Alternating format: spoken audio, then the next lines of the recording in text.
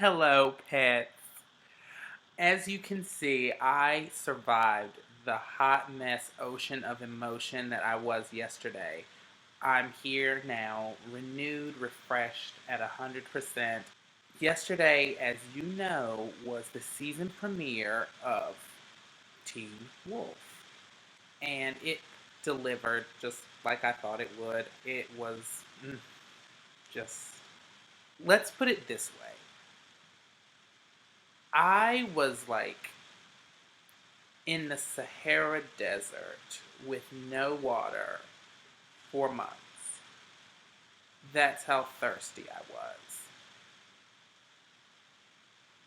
No words for the thirst. The thirst was real. From the moment they jumped Isaac to the moment the credits rolled at the end, I was a thirsty mess. I wanted this video to be somewhat organized, so I was a good little journalist and opened my WordPad and wrote notes, actual notes. And by actual notes, I mean short, jotted down sentences, and they are a hot, ratchet mess. But you know how I do. I do ratchet better than everybody else, sister. I'm just going to read a few of the notes just so you can get a good idea of the hot ratchet mess that I just told you about. So, the first thing that I wrote was the only thing I could think of while watching Isaac's scene at the very beginning was how much I want to make a little nest and plant it on the side of his jaw just so that I can live there forever, because his facial structure is beautiful.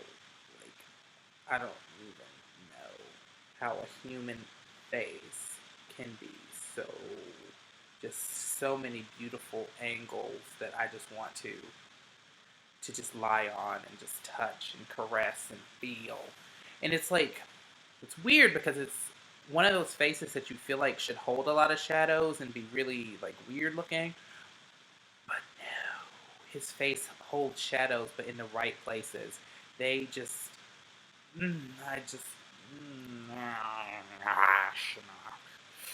yeah, just like that. I just want to,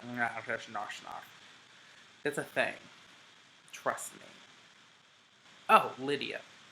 That stuck out to me because I wrote it in all caps. I said, Lydia with this hot dude in her bed, they're then just walking out. Empower yourself and your body, girl. That was probably one of my favorite scenes in the whole episode because it showed Lydia as a woman who could just have sex with somebody if she wanted to and it not be a big deal. She was in control of the situation because he was like, oh, you want to do it again? And she's like, trollolo, I gotta go. Let me grab my hot bag and roll out.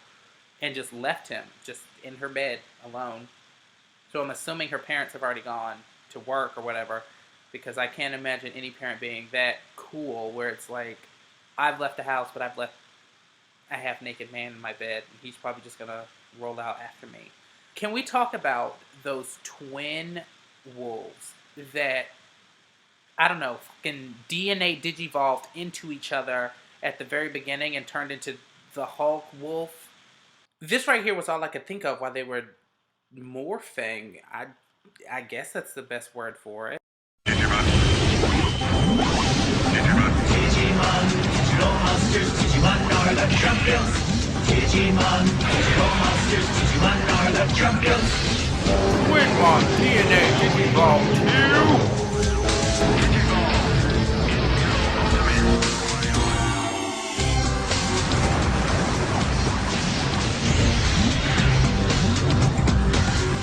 Mega Werewolf Man.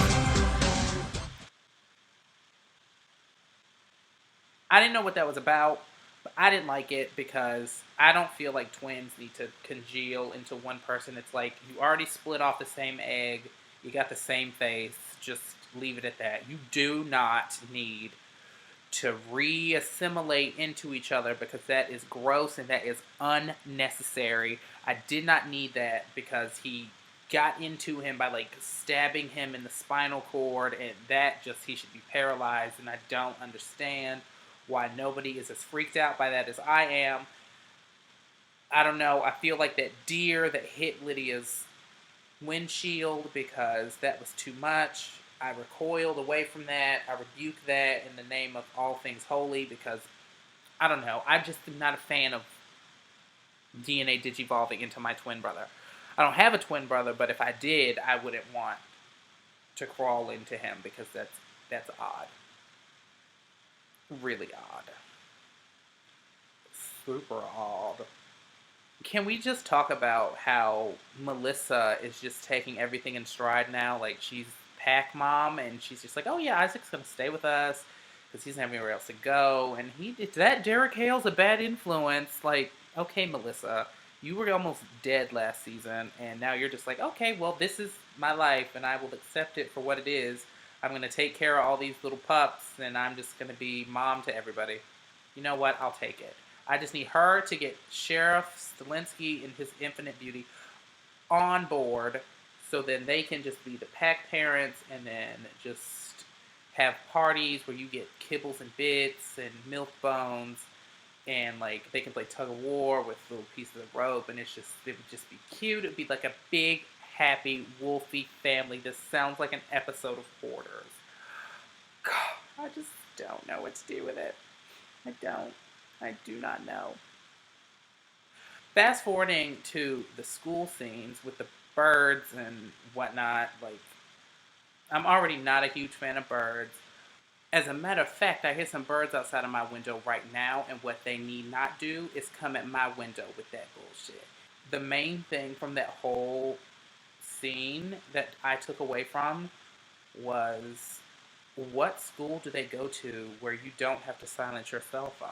I just everybody's phone went off because the teacher sent a mass text, but one, why does the teacher have your cell phone number? And two, you don't put your phone on vibrate when you go into class? Maybe it's just me that silences my cell phone before I go into class, because the last thing I need when I'm supposed to be paying attention in class is for this to go off.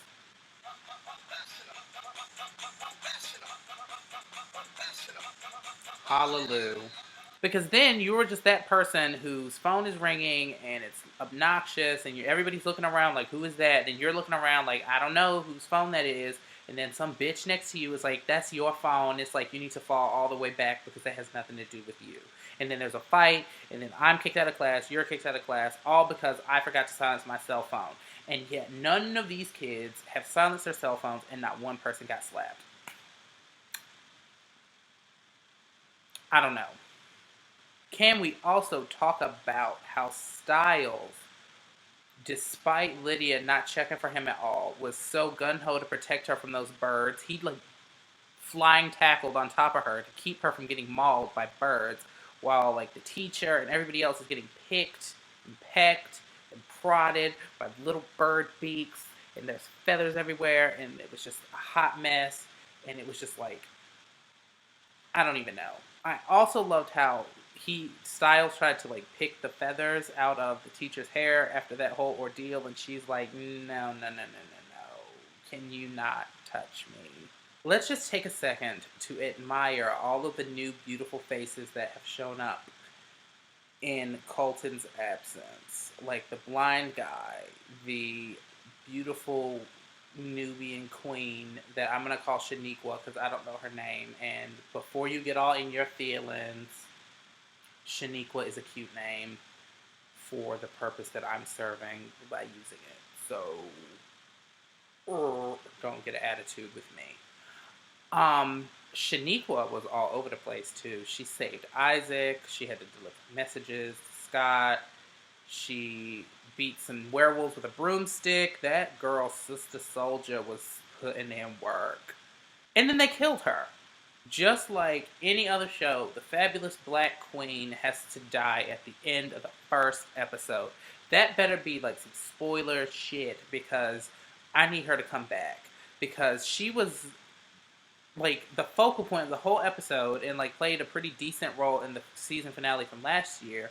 And then she's just dead at the beginning of the the first episode at the beginning of the season. I don't understand that. I would be so upset if that was just her being in and out, done, one and done with her. That veterinarian better go, like, reconstruct her face and give her a transfusion with all that blood from those dead animals in the back of the room and get her back on her feet, because I need Shaniqua, the sister soldier, to survive throughout this whole season, because she was regulating people left and right. She snatched Lydia and Allison up when they were not trying to listen. She was fighting, like I said, with that broomstick. She was putting in a lot of work, and one episode is not enough. It is not enough. I need more of her. I need her in my life. Like I said, Styles is perfect from start to finish. There was a Derek moment, and I just lost it. Derek regulated Styles with one touch. He didn't put up any fight. He didn't do anything. Derek said stop. He stopped. He fell in line, and that's how you know the dick is good. Derek's dick is good. It's phenomenal, because if he can just stop you just like that, you just don't even attempt to fight off. You don't give a shit. You just, oh, okay. He could probably have been like, Styles, I need you to punch Scott in the throat. And he'd be like, all right, I guess you earned it. I guess you deserved it. I don't know, but in my mind and in my heart, Derek exists, and Styles is a glutton for the D, and I just need it to happen. Need it to happen. Never mind that little girl he was trying to make out with in the preview for the season. I don't care about her. She's nothing. She'll get her throat slashed eventually, I'm sure, because she's irrelevant. Styles' heart beats only for Derek Hale. It is law. You heard me? Anyways, I'm gonna stop now, because I could literally go forever. Oh, no. Before I'm done, can we acknowledge Scott's word of the day? Ephemeral. I don't know why that irritated me so much, but it did. I just need Scott to just be dumb and be cute. Be cute and dumb. Just stay in your lane, boo. You don't need to better yourself. That's it. That's all I have for today. There's another video coming on Thursday, like I said. Stick around for that. Stay hype, be hype, live long and prosper. Don't forget, though, don't forget to subscribe, to like, to share, because I'm funny, and I'm trying really hard to just spread this majesty across the world.